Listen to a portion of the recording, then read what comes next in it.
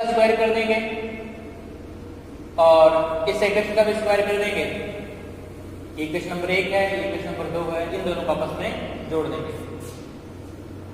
तो इस इक्वेशन को हम स्क्वायर करेंगे, स्क्वायर थीटा, और इस इक्वेशन का हम स्क्वायर करेंगे और इन दोनों को जोड़ देंगे। यानी ये टर्म और ये टर्म स्क्वायर करके आपस में जोड़ देंगे तो हमको ये इक्वेशन मिलेगी। दोनों का स्क्वायर करने ये पाई है फ्रेंड्स, फेज डिफरेंस को शो करता है।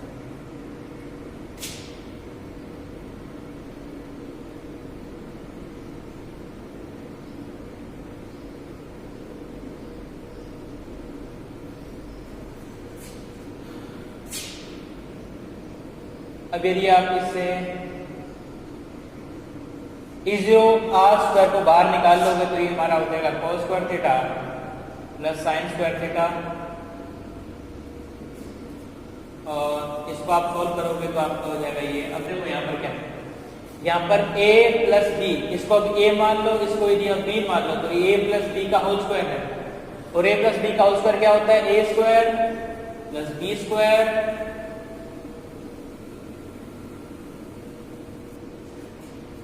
प्लस 2ab,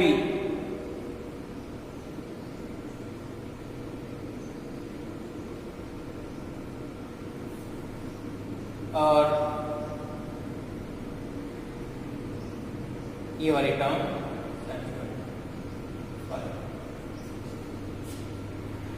अब आपको पता है कि cos square theta plus sine square theta एक के इक्वल होता है।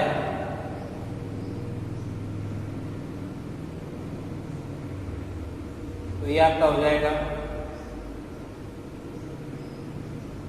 एक इक्वल हो जाएगा, इसलिए इसको हम एक से मल्टीप्लाई कर देंगे तो सेम से सेम क्वांटिटी आ जाएगी। सेम इसको E0 r स्क्वायर लिख दिया, और देखो ये इसका स्क्वायर इसका स्क्वायर। अब देखो यदि आप देखोगे तो यहाँ पर आ रहा है cos स्क्वायर 5 और यहाँ पर आ रहा है साइन स्क्वायर 5, और ये यहाँ पर E02 स्क्वायर, यहाँ पर भी E02 स्क्वायर, तो इन दोनों में E02 स्क्वायर कॉमन आ जाएगा। तो कॉमन करने के बाद हम इसको बाहर निकाल लेंगे।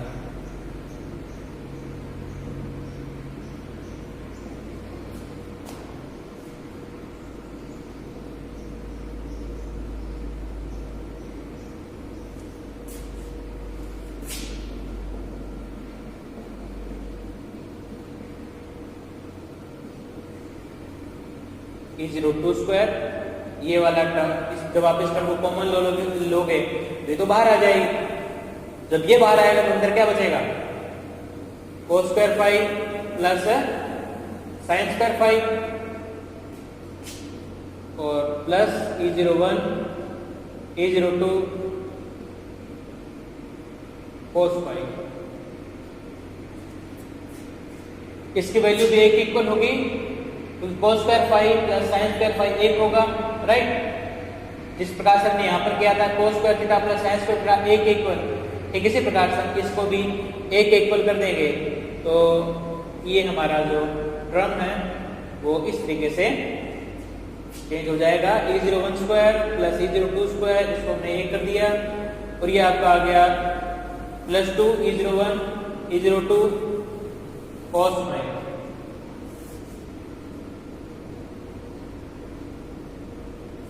और अब आप इस रिजल्टिंग वेव के एम्पलीट्यूड को ज्ञात कर सकते हो।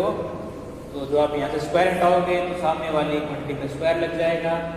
तो ये जो क्वांटिटी है, जो टर्म है, उस तरीके से चेंज हो जाएगी।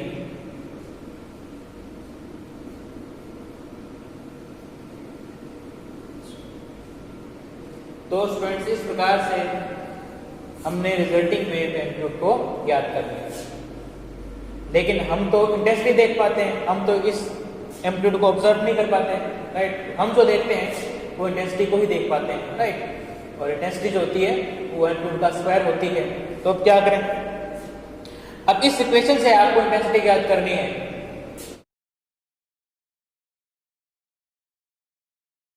इलेक्ट्रोमैग्नेटिक वेव के इलेक्ट्रिक फील्ड का एम्पलीट्यूड ज्ञात किया E0r, उसकी वैल्यू हमने निकाली।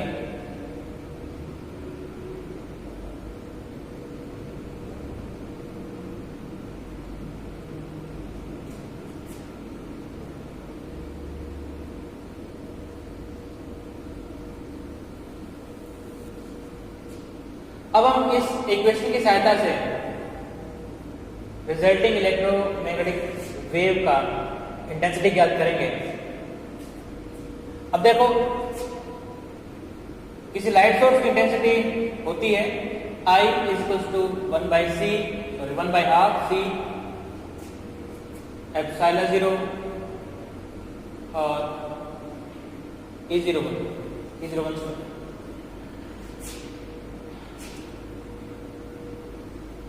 अब इस S1 सोर्स के द्वारा उत्पन्न की गई इलेक्ट्रोमैग्नेटिक वेव की इंटेंसिटी होगी I1 = half C, C है velocity of light, epsilon 0 permittivity of vacuum, और E01 है इस इलेक्ट्रोमैग्नेटिक वेव के इलेक्ट्रिक फील्ड का एम्पलीट्यूड, राइट, इसका हमने स्क्वायर कर दिया।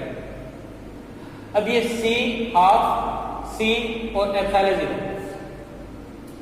इन दोनों सोर्स के लिए सेम रहेगा, राइट, और जो रिजल्टिंग इलेक्ट्रिक फील्ड है, जो रिजल्टिंग इलेक्ट्रोमैग्नेटिक वेव है, उसके लिए भी ये जो क्वांटिटी है कौन सी, हाफ C और एप्सिलॉन 0, ये सेम रहेगा। अब इस क्वांटिटी को हमने मान लिया K और E01। अब ठीक इसी प्रकार से S2 सोर्स के द्वारा उत्पन्न की गई इलेक्ट्रोमैग्नेटिक वेव की इंटेंसिटी हो जाएगी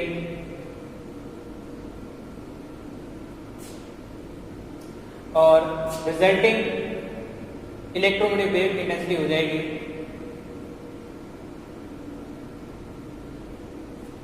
राइट। अब हम क्या करेंगे कि इस पूरी इक्वेशन को K से मल्टीप्लाई कर देंगे, इस वाले K से मल्टीप्लाई कर देंगे, K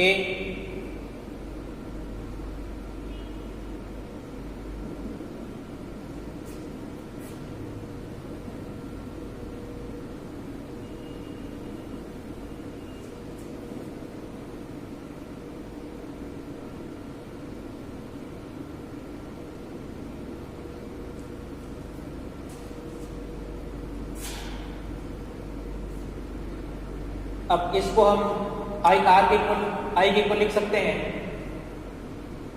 इसको आप IR भी कर सकते हो, मैं इसको I के रूप में लिख रहा हूं, इसको कोई दिक्कत नहीं है। इसको आप I के इक्वल लिख सकते हैं, ये आप I1 के इक्वल लिख सकते हैं, ये I2 इक्वल लिख सकते हैं, और इसको हम चेंज करेंगे। देखो कैसे, K को हम दो पार्ट में डिवाइड कर लेंगे, √K और √K।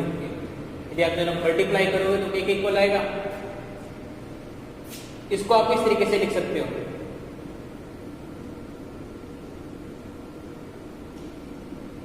कोई दिक्कत नहीं है, क्योंकि ये स्क्वायर और √, आपस में कैंसिल हो जाएंगे, तो सेम वही क्वांटिटी आपको मिल जाएगी। इसको भी आप इस तरीके से लिख सकते हो,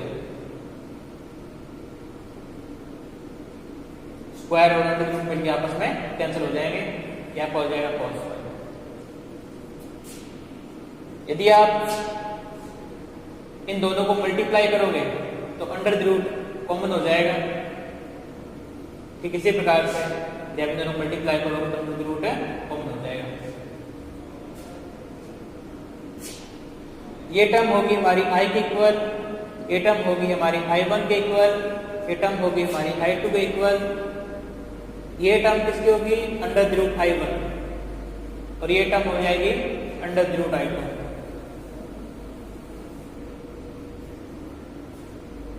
यहाँ स्टूडेंट्स 2 और लगाया जाएगा, जो 2 है यहाँ पर 11 लगाया जाएगा, दिस हो गया, तो आप इसको ऑप्शन क्या रखते हैं, 2 और